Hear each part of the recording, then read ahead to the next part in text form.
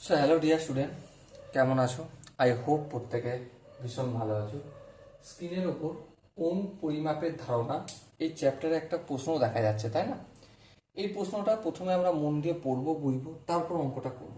ওকে, কি বলেছে দেখো।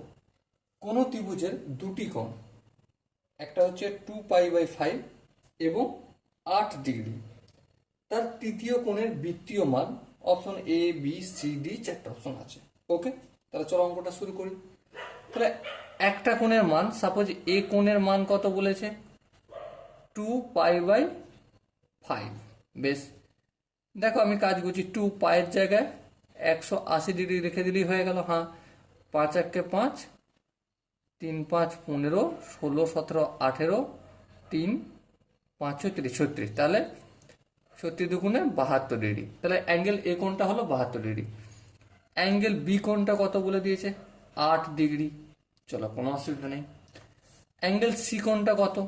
অবভিয়াসলি 180 ডিগ্রি থেকে এই দুটো কোণ বিয়োগ করে দেবো। তাহলে 72 ডিগ্রি বিয়োগ করবো আর 8 ডিগ্রি বিয়োগ করবো।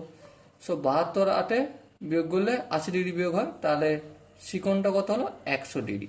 কিন্তু এটা কোন পদ্ধতিতে মানটা বের করলাম? ষষ্ঠিক পদ্ধতিতে। এবারে বৃত্তীয় পদ্ধতিতে আমাকে বের করতে হবে। বৃত্তীয় পদ্ধতিতে কি জানি?